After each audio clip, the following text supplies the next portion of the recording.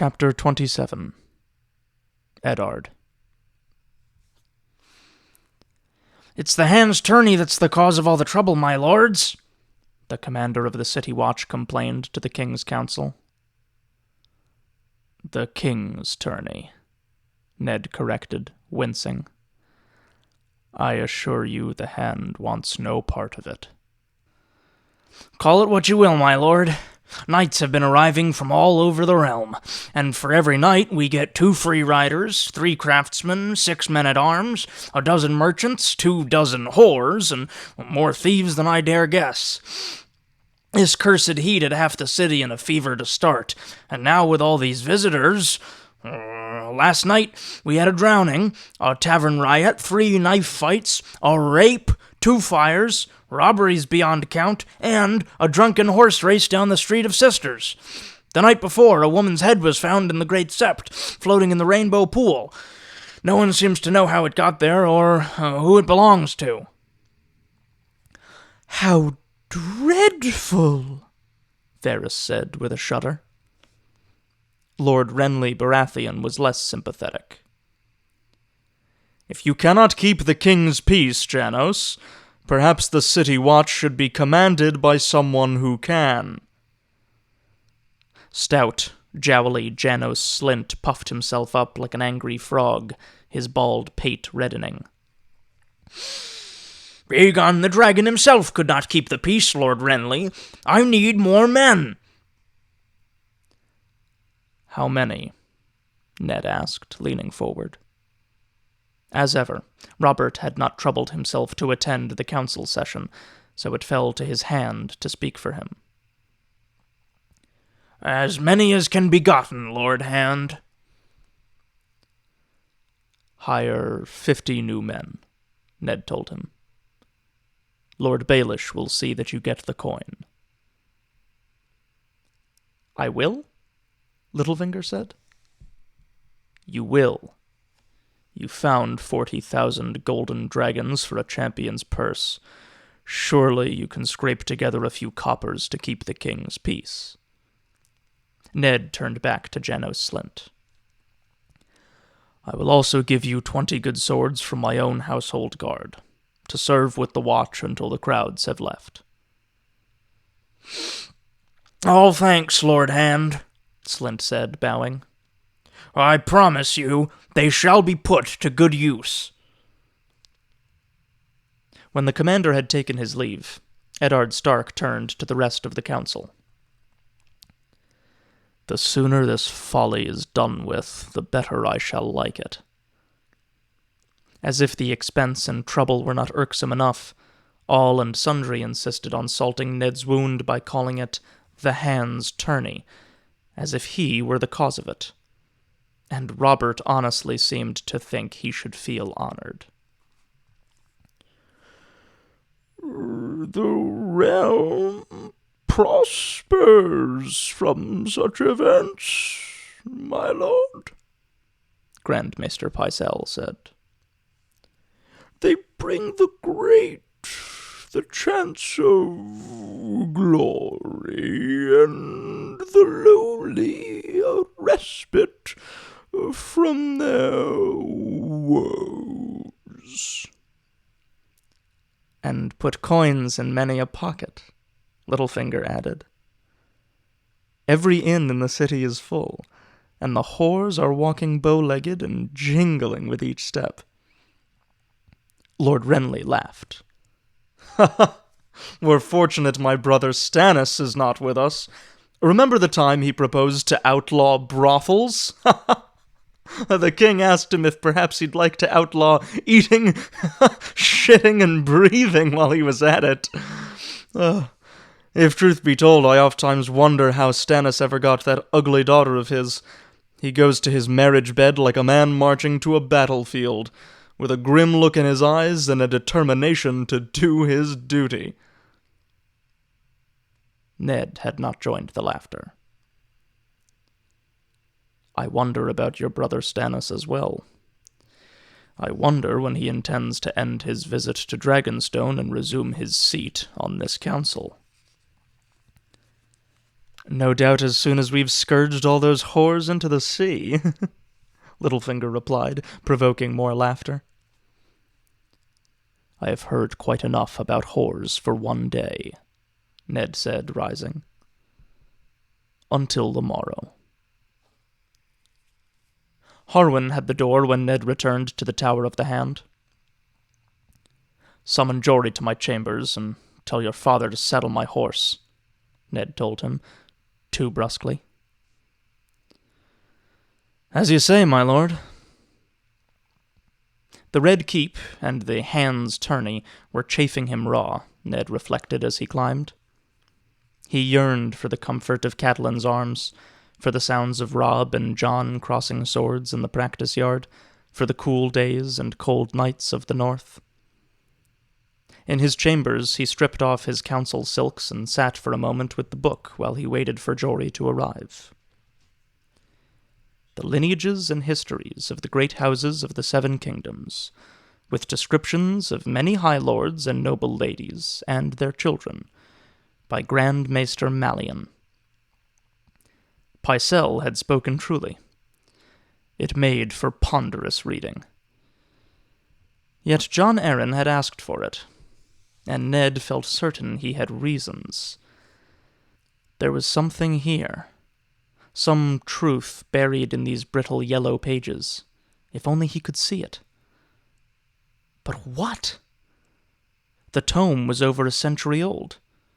Scarcely a man now alive had yet been born when Mallion had compiled his dusty lists of weddings, births, and deaths. He opened to the section on House Lannister once more, and turned the pages slowly, hoping against hope that something would leap out at him. The Lannisters were an old family, tracing their descent back to Lann the Clever, a trickster from the Age of Heroes who was no doubt as legendary as Bran the Builder, though far more beloved of singers and tale-tellers. In the songs, Lann was the fellow who winkled the Casterlys out of Casterly Rock with no weapon but his wits, and stole gold from the sun to brighten his curly hair. Ned wished he were here now, to winkle the truth out of this damnable book. A sharp rap on the door heralded Jory Castle. Ned closed Mallion's tome and bid him enter. "I've promised the City Watch 20 of my guard until the tourney is done," he told him. "I rely on you to make the choice. Give Alan the command, and make certain the men understand that they are needed to stop fights, not start them." Rising, Ned opened a cedar chest and removed a light linen undertunic. "Did you find the stable boy?" "The watchman, my lord," Jory said. "He vows he'll never touch another horse." "What did he have to say?" "He claims he knew Lord Arryn well. Fast friends they were." Jory snorted. "The Hand always gave the lads a copper on their name days, he says. Had a way with horses. Never rode his mounts too hard, and brought them carrots and apples, so they were always pleased to see him." "Carrots and apples," Ned repeated. It sounded as if this boy would be even less use than the others. And he was the last of the 4 Littlefinger had turned up. Jory had spoken to each of them in turn. Sir Hugh had been brusque and uninformative, and arrogant as only a new-made knight can be. If the Hand wished to talk to him, he should be pleased to receive him, but he would not be questioned by a mere captain of guards, even if said captain was 10 years older and 100 times the swordsman. The serving girl had at least been pleasant. She said Lord Jon had been reading more than was good for him, that he was troubled and melancholy over his young son's frailty, and gruff with his lady wife. The potboy, now cordwainer, had never exchanged so much as a word with Lord Jon, but he was full of oddments of kitchen gossip. The lord had been quarreling with the king. The lord only picked at his food. The lord was sending his boy to be fostered on Dragonstone. The lord had taken a great interest in the breeding of hunting hounds. The lord had visited a master armorer to commission a new suit of plate, wrought all in pale silver with a blue jasper falcon and a mother-of-pearl moon on the breast. The king's own brother had gone with him to help choose the design, the potboy said. No, not Lord Renly. The other one. Lord Stannis. Did our watchman recall anything else of note? The lad swears Lord John was as strong as a man half his age. Often went riding with Lord Stannis, he says. Stannis again, Ned thought. He found that curious. Jon Arryn and he had been cordial, but never friendly, and while Robert had been riding north to Winterfell, Stannis had removed himself to Dragonstone, the Targaryen island fastness he had conquered in his brother's name. He had given no word as to when he might return. Where did they go on these rides? Ned asked. The boy says they visited a brothel. A brothel? Ned said. The Lord of the Eyrie and Hand of the King visited a brothel with Stannis Baratheon. He shook his head, incredulous, wondering what Lord Renly would make of this tidbit. Robert's lusts were the subject of ribald drinking songs throughout the realm, but Stannis was a different sort of man. A bare year younger than the king, yet utterly unlike him. Stern, humorless, unforgiving, grim in his sense of duty. The boy insists it's true. The Hand took 3 guardsmen with him, and the boy says they were joking of it when he took their horses afterwards. Which brothel? Ned asked. The boy did not know. The guards would. A pity Lysa carried them off to the Vale, Ned said dryly. The gods are doing their best to vex us. Lady Lysa, Maester Coleman, Lord Stannis, everyone who might actually know the truth of what happened to Jon Arryn is 1,000 leagues away. Will you summon Lord Stannis back from Dragonstone? Not yet, Ned said. Not until I have a better notion of what this is all about and where he stands. The matter nagged at him. Why did Stannis leave? Had he played some part in Jon Arryn's murder? Or was he afraid? Ned found it hard to imagine what could frighten Stannis Baratheon, who had once held Storm's End through a year of siege, surviving on rats and boot leather while the lords Tyrell and Redwyne sat outside with their hosts, banqueting in sight of his walls. Bring me my doublet, if you would. The grey with the direwolf sigil. I want this armorer to know who I am. It might make him more forthcoming. Jory went to the wardrobe. Lord Renly is brother to Lord Stannis, as well as the king. Yet it seems he was not invited on these rides. Ned was not sure what to make of Renly, with all his friendly ways and easy smiles. A few days past he had taken Ned aside to show him an exquisite rose-gold locklet. Inside was a miniature, painted in the vivid Mirish style, of a lovely young girl with doe's eyes and a cascade of soft brown hair. Renly had seemed anxious to know if the girl reminded him of anyone, and when Ned had no answer but a shrug, he had seemed disappointed. The maid was Loras Tyrell's sister, Marjorie, he'd confessed, but there were those who said she looked like Lyanna.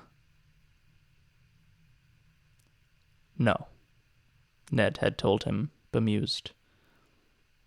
Could it be that Lord Renly, who looked so like a young Robert, had conceived a passion for a girl he fancied to be a young Lyanna?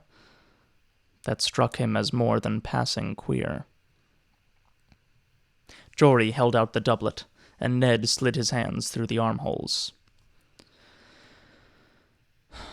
"Perhaps Lord Stannis will return for Robert's tourney," he said as Jory laced the garment up the back. "That would be a stroke of fortune, my lord," Jory said. Ned buckled on a longsword. "In other words, not bloody likely." His smile was grim.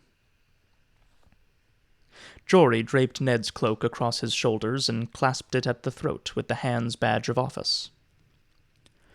"The armorer lives above his shop, in a large house at the top of the Street of Steel. Alan knows the way, my lord." Ned nodded. "The gods help this potboy if he's sent me off herring after shadows." It was a slim enough staff to lean on, but the John Arryn that Ned Stark had known was not one to wear jeweled and silvered plate. Steel was steel. It was meant for protection, not ornament. He might have changed his views, to be sure. He would scarcely have been the first man who came to look on things differently after a few years at court. But the change was marked enough to make Ned wonder. "Is there any other service I might perform?" "I suppose you'd best begin visiting whorehouses." "Hard duty, my lord," Jory grinned. "The men will be glad to help. Porther has made a fair start already." Ned's favorite horse was saddled and waiting in the yard. Varley and Jax fell in beside him as he rode through the yard. Their steel caps and shirts of mail must have been sweltering, yet they said no word of complaint.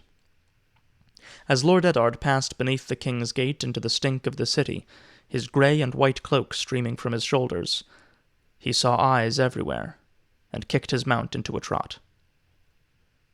His guard followed. He looked behind him frequently as they made their way through the crowded city streets. Tomard and Desmond had left the castle early this morning to take up positions on the route they must take, and watch for anyone following them. But even so, Ned was uncertain. The shadow of the king's spider and his little birds had him fretting like a maiden on her wedding night. The Street of Steel began at the market square beside the river gate, as it was named on maps, or the Mud Gate, as it was commonly called. A mummer on stilts was striding through the throngs like some great insect, with a horde of barefoot children trailing behind him, hooting. Elsewhere, 2 ragged boys no older than Bran were dueling with sticks, to the loud encouragement of some and the furious curses of others. An old woman ended the contest by leaning out of her window and emptying a bucket of slops on the heads of the combatants. In the shadow of the wall, farmers stood beside their wagons, bellowing out, "Apples! The best apples! Cheap at twice the price!" and "Blood melons! Sweet as honey!" and "Turnips, onions, roots! Here you go, here you go! Turnips, onions, roots! Here you go, here!" The mud gate was open, and a squad of city watchmen stood under the portcullis in their golden cloaks, leaning on spears. When a column of riders appeared from the west, the guardsmen sprang into action, shouting commands and moving the carts and foot traffic aside to let the knight enter with his escort.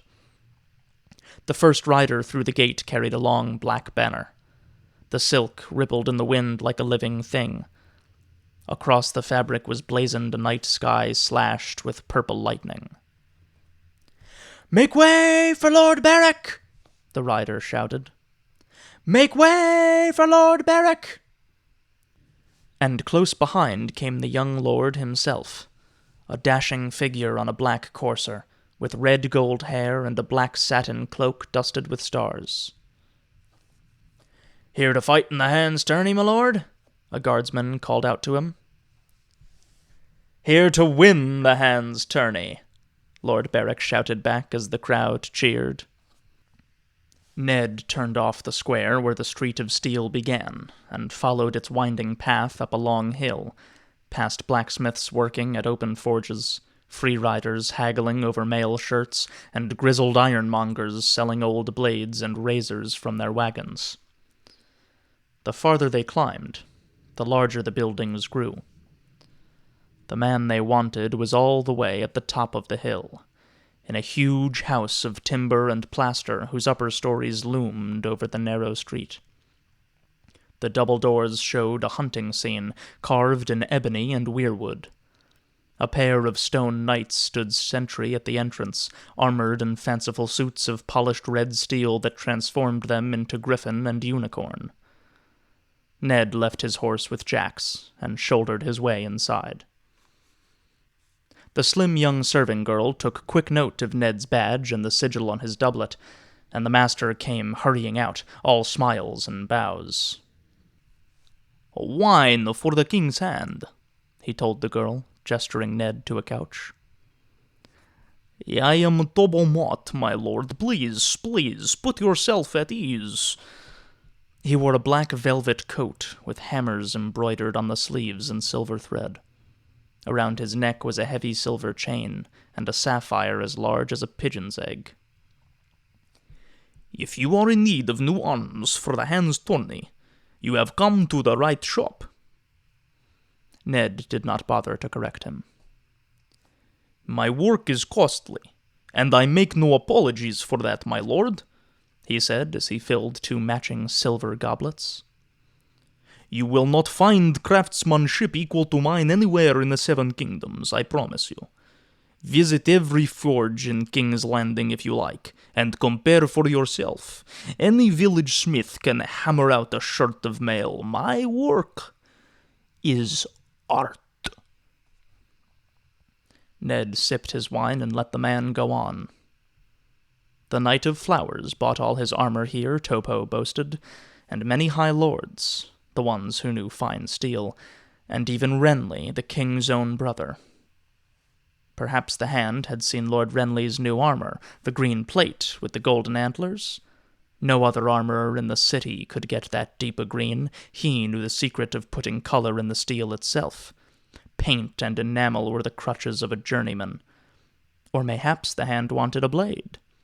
Tobo had learned to work Valyrian steel at the forges of Qohor as a boy. Only a man who knew the spells could take old weapons and forge them anew. "The direwolf is the sigil of House Stark, is it not? I could fashion a direwolf helm so real that children will run from you in the street," he vowed. Ned smiled. "Did you make a falcon helm for Lord Aaron?" Tobomot paused a long moment and set aside his wine.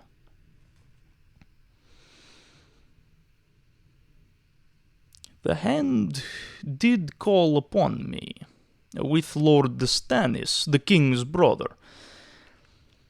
I regret to say they did not honor me with their patronage." Ned looked at the man evenly, saying nothing, waiting. He had found over the years that silence sometimes yielded more than questions. And so it was this time.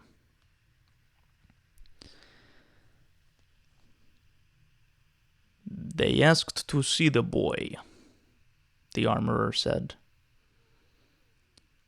"So I took them back to the forge." "The boy," Ned echoed. He had no notion who the boy might be. "I should like to see the boy as well." Tobomot gave him a cool, careful look. "As you wish, my lord," he said with no trace of his former friendliness. He led Ned out a rear door and across a narrow yard, back to the cavernous stone barn where the work was done. When the armorer opened the door, the blast of hot air that came through made Ned feel as though he were walking into a dragon's mouth. Inside, A forge blazed in each corner, and the air stank of smoke and sulfur. Journeymen armorers glanced up from their hammers and tongs just long enough to wipe the sweat from their brows, while bare-chested apprentice boys worked the bellows. The master called over a tall lad about Rob's age, his arms and chest corded with muscle. "This is Lord Stark, the new hand of the king," he told him as the boy looked at Ned through sullen blue eyes and pushed back sweat-soaked hair with his fingers. Thick hair, shaggy and unkempt, and black as ink. The shadow of a new beard darkened his jaw.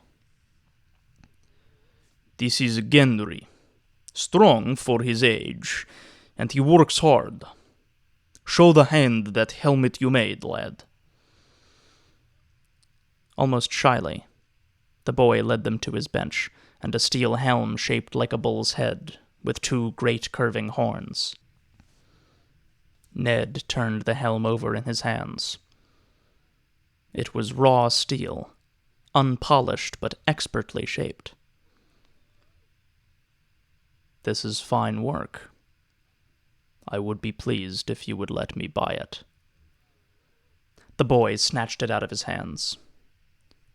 "It's not for sale." Tobo Mott looked horror-struck. "Boy, this is the king's hand. If his lordship wants this helm, make him a gift of it. He honors you by asking." "I made it for me," the boy said stubbornly. 100 pardons, my lord," his maester said hurriedly to Ned. "The boy is crude as new steel, and like new steel would profit from some beating. That helm is journeyman's work at best. Forgive him, and I promise I will craft you a helm like none you have ever seen." "He's done nothing that requires my forgiveness. Gendry, when Lord Arryn came to see you, what did you talk about?" "He asked me questions, is all, my lord." "What sort of questions?" The boy shrugged. "How was I? And was I well treated? And if I liked the work? And stuff about my mother. Who she was and what she looked like and all." "What did you tell him?" Ned asked. The boy shoved a fresh fall of black hair off his forehead. "She died when I was little. She had yellow hair, and sometimes she used to sing to me, I remember. She worked in an alehouse." "Did Lord Stannis question you as well?" "The bald one? No, not him. He never said no word, just glared at me, like I was some raper who had done for his daughter." "Mind your filthy tongue," the master said. "This is the king's own hand." The boy lowered his eyes. "A smart boy, but stubborn. That helm... The others call him bull-headed, so he threw it in their teeth." Ned touched the boy's head, fingering the thick black hair. "Look at me, Gendry." The apprentice lifted his face. Ned studied the shape of his jaw, the eyes like blue ice. "Yes," he thought. "I see it. Go back to your work, lad. I'm sorry to have bothered you." He walked back to the house with the master. "Who paid the boy's apprentice fee?" he asked lightly. Mott looked fretful. "You saw the boy, such strong boy. Those hands of his, those hands were made for hammers. He had such promise, I took him on without a fee." "The truth now," Ned urged. The streets are full of strong boys. The day you take on an apprentice without a fee will be the day the wall comes down. Who paid for him? A lord, the master said reluctantly. He gave no name, and wore no sigil on his coat. He paid in gold, twice the customary sum, and said he was paying once for the boy, and once for my silence. Describe him. He was stout, round of shoulder, not so tall as you. Brown beard, but there was a bit of red in it, I'll swear. He wore a rich cloak, that I do remember. Heavy purple velvet worked with silver threads, but the hood shadowed his face, and I never did see him clear. He hesitated a moment. My lord, I want no trouble. None of us wants trouble. But I fear these are troubled times, Master Mott, Ned said. You know who the boy is. I am only an armorer, my lord. I know what I am told. You know who the boy is, Ned repeated patiently. That is not a question. The boy is my apprentice, the master said. He looked Ned in the eye, stubborn as old iron. Who he was before he came to me, that's none of my concern. Ned nodded. He decided that he liked Tobo Mott, Master Armorer. If the day ever comes when Gendry would rather wield a sword than forge one, send him to me. He has the look of a warrior. Until then, you have my thanks, Master Mott, and my promise. Should I ever want a helm to frighten children, this will be the first place I visit. His guard was waiting outside with the horses. Did you find anything, my lord? Jax asked as Ned mounted up. I did, Ned told him, wondering. What had Jon Arryn wanted with a king's bastard? And why was it worth his life?